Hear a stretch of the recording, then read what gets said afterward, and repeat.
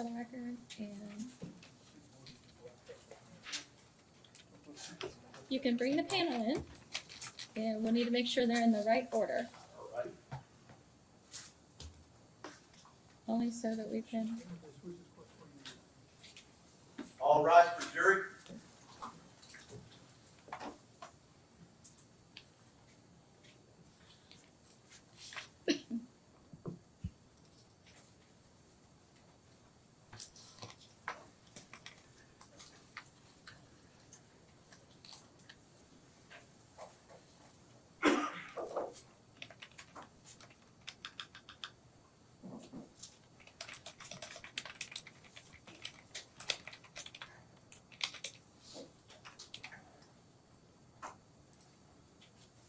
All right, everyone can be seated.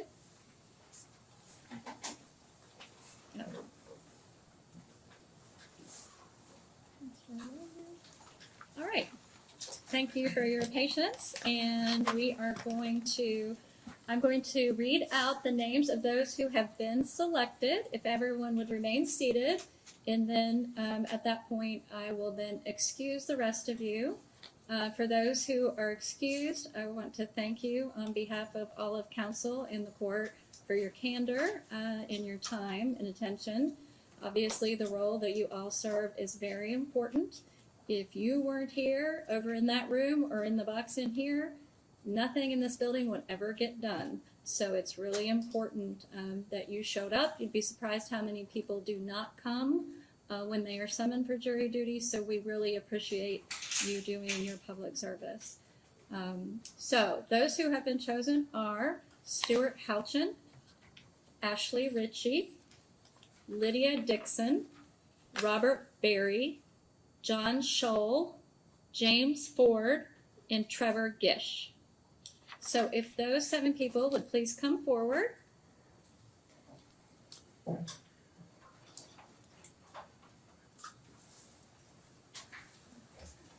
And you'll have a seat right over here.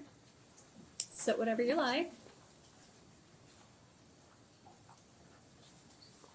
And for the rest of you, you may be excused. You will need to report back to the jury pool, where I believe that you will probably be excused for the day. Thank you.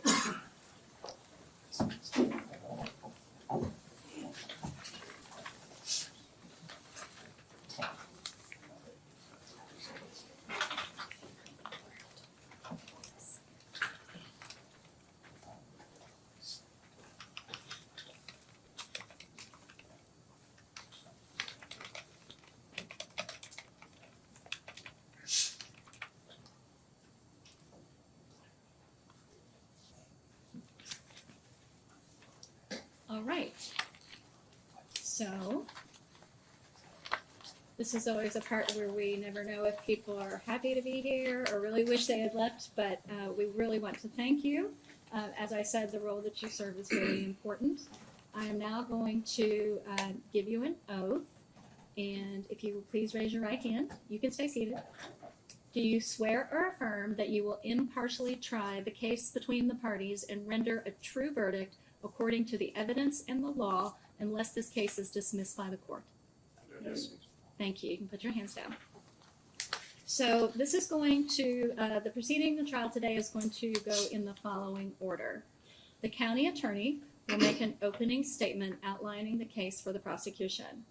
Counsel for the defendant then has the opportunity to make an opening statement outlining the defense's case. They may reserve their opening if they so choose, and give their opening after the close of the Commonwealth's case.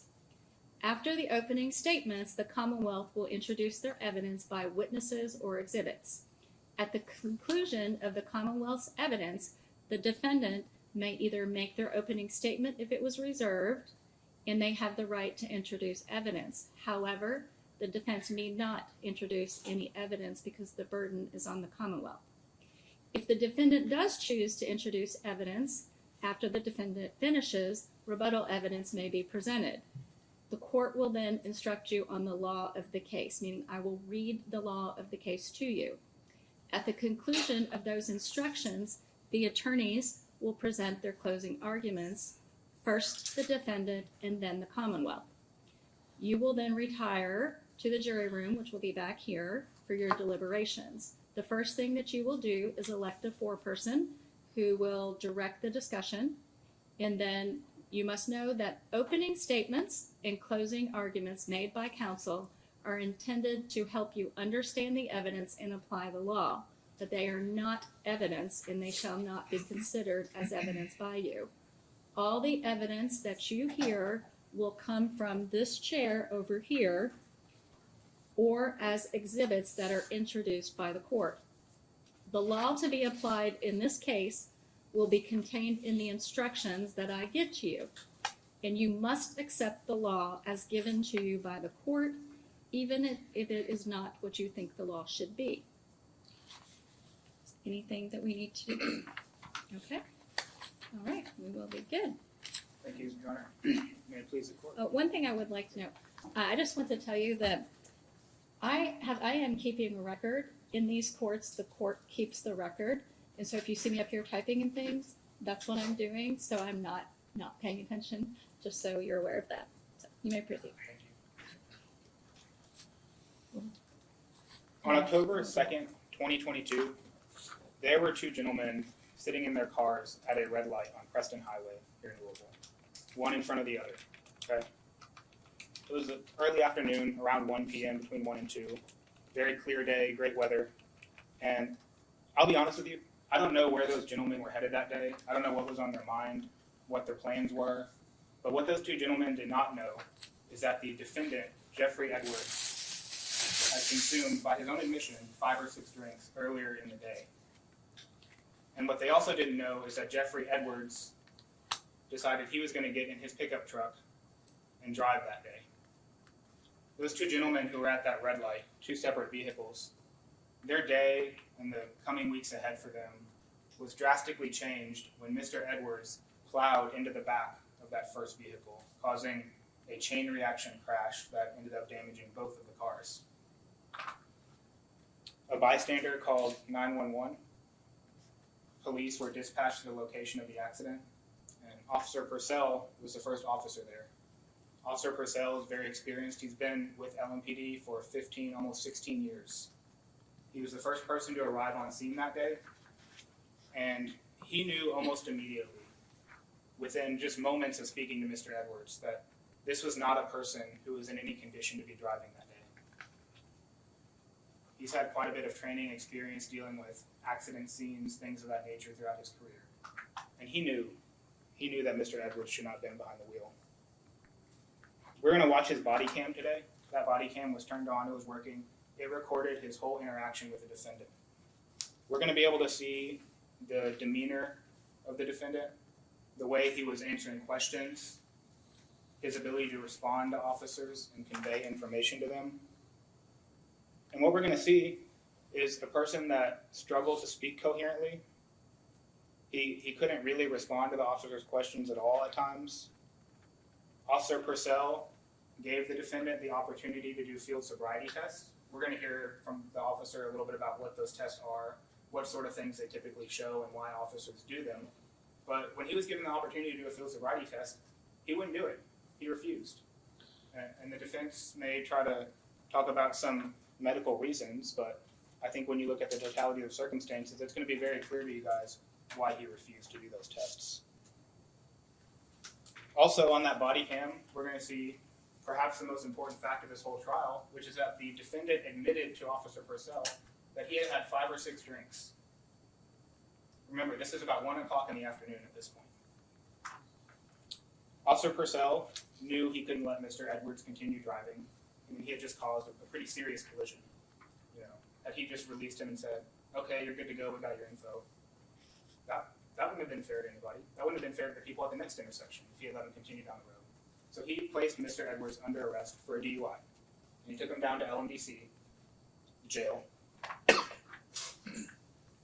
In the jail, there's an area of intake. We call it the VA lab. It's essentially a room that prior to being booked into the jail, people who are charged with DUI are taken there. There's a process they go through, but essentially they're given the opportunity to take a breath test. And that room is controlled by a corrections officer. The correction officer on duty that day is also Tina Payne. We're also going to hear from her, and we're also going to see her body cam. Mr. Purcell essentially handed off Mr. Edwards to Officer Payne to go through the breath test process. And we're going to watch some of that video, and you're going to see on that video that he also refused to take a breath test.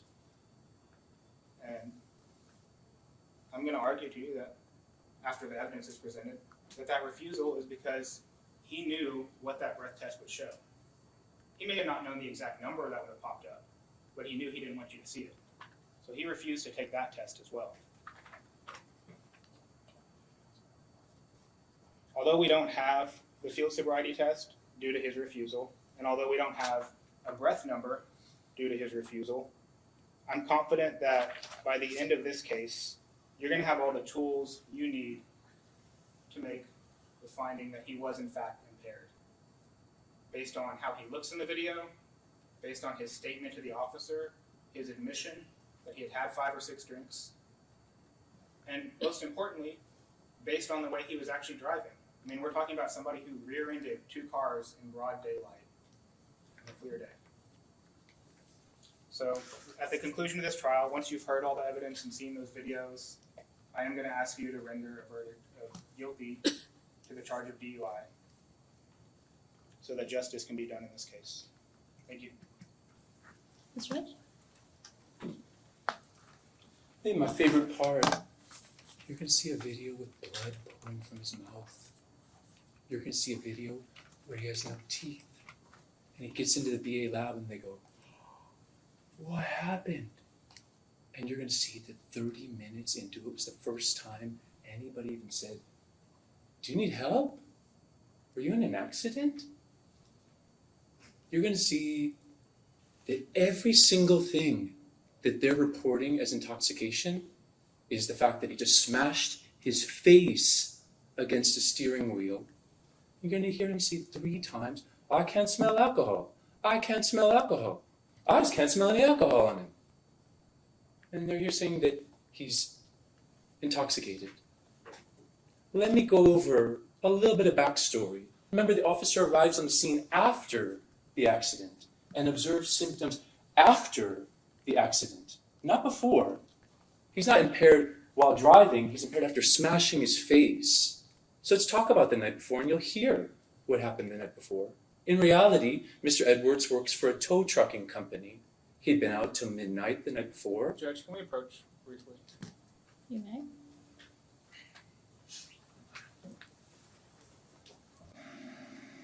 Sorry to interrupt your opening, but I really don't want this to get into the defendant's employment. Because The what? the defendant's employment, we filed a motion limiting about collateral consequences, and I think the fact that he's a tow truck driver at least would signal to the jury his job can be at stake. I don't think they're talking about anything about his license. I think they can say that he was driving late at night. I mean, working and what he does, but Just don't say like he's gonna lose. of his course, job no, or you can't something. say anything We can't about. talk about that because it's so Right. yeah. Thank you. The night before, Mr. Edwards is out till midnight working. He gets the help from a colleague, and out of like a celebratory mood says, "Hey, I'm going to make you all chili tomorrow." He gets back home to his house at midnight, starts cooking chili, drinking beers, having a good night. This is midnight, 1, 2. You're going to hear testimony that he went to bed at 3 a.m. and that was the last sip of alcohol he had. The next day, I believe it's 1 o'clock. 9 hours later, he's on the scene. And you're going to hear a normal story that all of us have experienced. He's distracted driving. It's Preston Highway.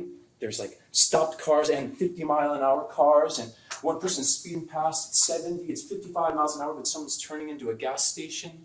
It's one of those highways that are like just unregulated Wild West. And he gets into an accident. He's a distracted driver. But you're going to see no evidence of intoxication.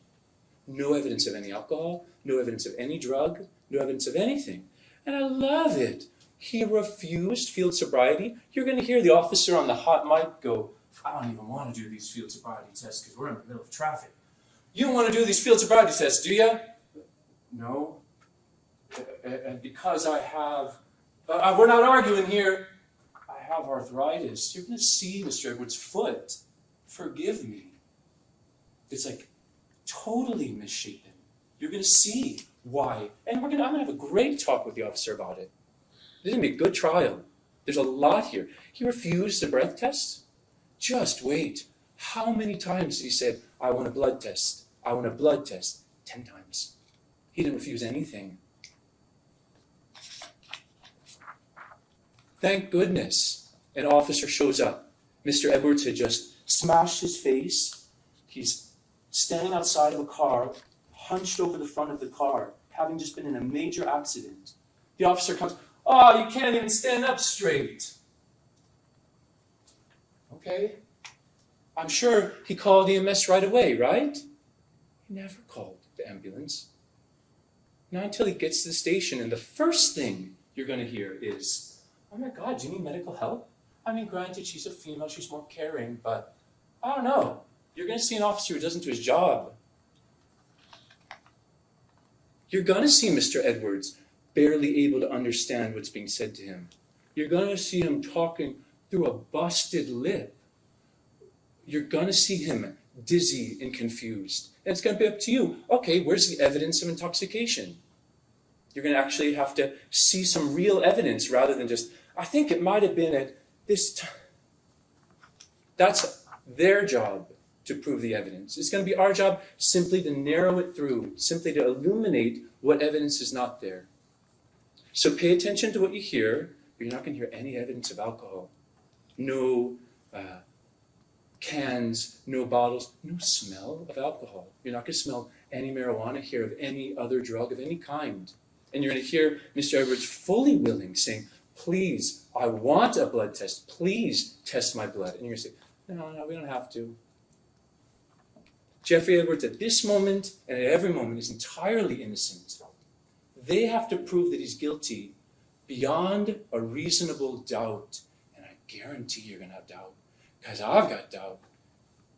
I'm going to point to everyone in the room. There's a lot of doubt in this case. It's simply my job to bring out the truth, and I look forward to it. Thank you for being on the jury. Thank you.